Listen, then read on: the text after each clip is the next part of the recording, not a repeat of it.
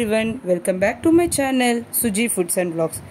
ఈరోజు మన ఛానల్లో చాలా సింపుల్ రెసిపీ అయితే చూపించబోతున్నానండి.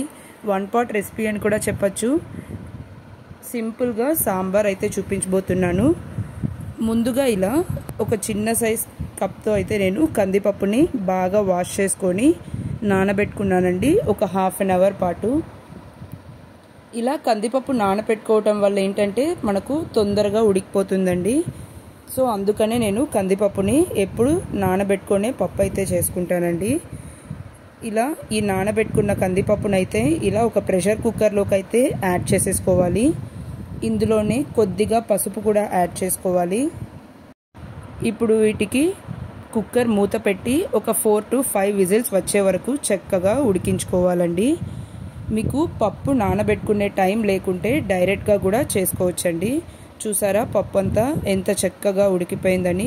ఇలా ఒక గరిటెతోనే నేనైతే చక్కగా మ్యాష్ చేసేస్తున్నానండి. మనకు ఎప్పుడైనా సరే సాంబార్ చేసుకోవాలి అంటే పప్పు ఇలా మెత్తగా ఉడికించుకోవాలండి, ఎక్కడ పలుకు అనేది లేకుండా. చూసారా ఎంత చక్కగా ఉడికిపోయిందని. ఇలా కరెక్ట్గా వాటర్ యాడ్ చేసామంటే పప్పు కరెక్ట్గా ఉడుకుతుందండి. ఇప్పుడు ఈ పప్పులోకి అయితే మనము వెజిటేబుల్స్ యాడ్ చేసుకోవాలి. ఇక్కడ నేను ఒక 2 మునక్కాడలను అయితే ఇలా కట్ చేసుకొని యాడ్ చేసుకుంటున్నాను. అలానే వంకాయల్ని కూడా ఇలా మీడియం సైజులో కట్ చేసుకున్నానండి. ఇలా వాటర్లో యాడ్ చేసి పెట్టుకున్నాను. వాటిని కూడా మనము ఇందులోకి అయితే యాడ్ చేసేసుకోవాలి. నేను ఇక్కడ మునక్కాయ, వంకాయ, మామిడికాయ కాంబినేషన్లో అయితే సాంబార్ చేస్తున్నానండి. చాలా టేస్టీగా ఉంటుంది. నేను ఇక్కడ మామిడికాయనైతే పీసెస్ లేకుండా ఈ ముట్టని మాత్రమే యాడ్ చేస్తున్నానండి. ఇప్పుడు ఇందులోకి ఆనియన్స్ అలానే టమాటోస్ని కూడా యాడ్ చేసుకోవాలి. సాంబార్కి ఎప్పుడైనా సరే ఇలా మీడియం సైజులో కట్ చేసుకోండి, బాగుంటుంది.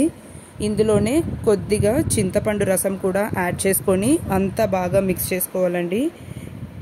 ఈ వెజిటేబుల్స్ అయితే ఈ కాంబినేషన్లో సాంబార్ అయితే చాలా బాగుంటుందండి. నేను చూపించే ఈ సాంబార్ అయితే బిగినర్స్ కానీ అలానే బ్యాచిలర్స్ కూడా చాలా సింపుల్గా ప్రిపేర్ చేసుకోవచ్చండి. సాంబార్ని అయితే చాలా సింపుల్గా చేసుకోవచ్చు. ఇలా అంతా ఒకసారి బాగా మిక్స్ చేసుకోవాలండి. ఈ కూరగాయల ముక్కలకైతే పప్పు బాగా పట్టేలాగా మిక్స్ చేసుకోవాలి.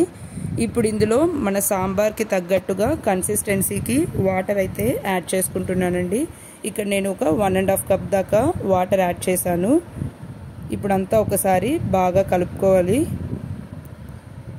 మనకు సాంబార్ ఈ కన్సిస్టెన్సీలో ఉంటే సరిపోతుందండి. మనము సాంబార్ పౌడర్ యాడ్ చేసిన తర్వాత మళ్ళీ కొంచెం చిక్కబడుతుందండి సాంబార్ అయితే. ఇందులో రుచికి సరిపడిన సాల్ట్ అలానే సాంబార్ పౌడర్ అయితే యాడ్ చేసుకుంటున్నాను. ఇది హోమ్ మేడ్ సాంబార్ పౌడర్ అండి. ఇందులోనే కారం కూడా ఉంది. ఇక్కడ నేను ఒక 2 స్పూన్స్ దాకా యాడ్ చేశానండి. ఇప్పుడు మళ్ళీ ఒకసారి వీటన్నింటినీ బాగా కలుపుకోవాలి. తీసుకున్న మామిడికాయ అయితే పులుపు చాలా ఉందండి. నేను అందుకనే మామిడికాయ ముక్కలు అయితే యాడ్ చేయలేదు. ఇలా అంతా ఒకసారి బాగా మిక్స్ చేసుకున్న తర్వాత కుక్కర్ మూత పెట్టి మళ్ళీ ఒక 2 విజిల్స్ వచ్చే వరకు ఉడికించుకున్నామంటే మనకు కూరగాయలు అనేది చక్కగా ఉడికిపోతుందండి. మునక్కాయ, వంకాయ అవన్నీ తొందరగా ఉడికిపోతుంది. సో ఇప్పుడు విజిల్ చల్లారిందండి. మూత తీసి చూపిస్తున్నాను చూడండి. మనము సాంబార్ డైరెక్ట్గా చేసుకోవాలంటే చాలా టైం అవుతుంది కదండి. ఇలా ప్రెషర్ కుక్కర్లో చేసుకున్నారంటే చాలా సింపుల్గా ప్రిపేర్ అయిపోతుంది. చాలా టేస్టీగా కూడా ఉంటుందండి. చూసారా అంతా ఎంత చక్కగా ఉడికిపోయిందని. ఇప్పుడు వీటన్నింటినీ ఒకసారి బాగా కలుపుకోవాలి. చూసారా ఎంత చక్కగా ఉంది, చూడటానికే చాలా బాగుంది కదండి. ఇప్పుడు వీటిని ఇలా ఒక గిన్నెలోకి అయితే ట్రాన్స్ఫర్ చేసేసుకోవాలి. ఇలాంటి కాంబినేషన్లో అయితే సాంబార్ ఒకసారి ట్రై చేసి చూడండి. టేస్ట్ అయితే చాలా చాలా బాగుంటుంది. ఇప్పుడు మనము ఈ సాంబార్కి అయితే పోపు పెట్టుకుందామండి. స్టవ్ మీద ఇలా ఒక చిన్న కడాయిని పెట్టుకొని ఇలా ఒక 1 టీ స్పూన్ ఆయిల్ యాడ్ చేసుకోవాలండి. ఆయిల్ హీట్ అయిన తర్వాత ఇందులో ఒక 1/2 టీ స్పూన్ ఆవాలు అలానే కొద్దిగా జీలకర్ర యాడ్ చేసుకుంటున్నాను. ఇందులోనే కొద్దిగా కరివేపాకు అలానే ఒక 2 ఎండుమిర్చి కూడా యాడ్ చేసుకొని అంతా బాగా ఫ్రై చేసుకోవాలండి. ఈ పోపు బాగా ఫ్రై అయిన తర్వాత మనం ముందుగా ప్రిపేర్ చేసి పెట్టుకున్న సాంబార్లోకి అయితే యాడ్ చేసేసుకోవాలి. అంతే అండి, ఎంతో టేస్టీగా ఉండే మన మిక్స్డ్ వెజిటేబుల్స్ సాంబార్ అయితే రెడీ అయిపోయింది. పైన నుంచి ఇలా కొద్దిగా కొత్తిమీరతో అయితే గార్నిష్ చేసుకుంటే చాలా బాగుంటుందండి. చూసారు కదా ఎంత సింపుల్ రెసిపీ అని. సో తప్పకుండా మీరు కూడా ట్రై చేయండి. ట్రై చేసి మీకు ఎలా కుదిరిందో కామెంట్ బాక్స్లో నాతో షేర్ చేసుకోవటం అస్సలు మర్చిపోకండి. వీడియో కనుక నచ్చినట్లయితే లైక్ చేయండి, షేర్ చేయండి.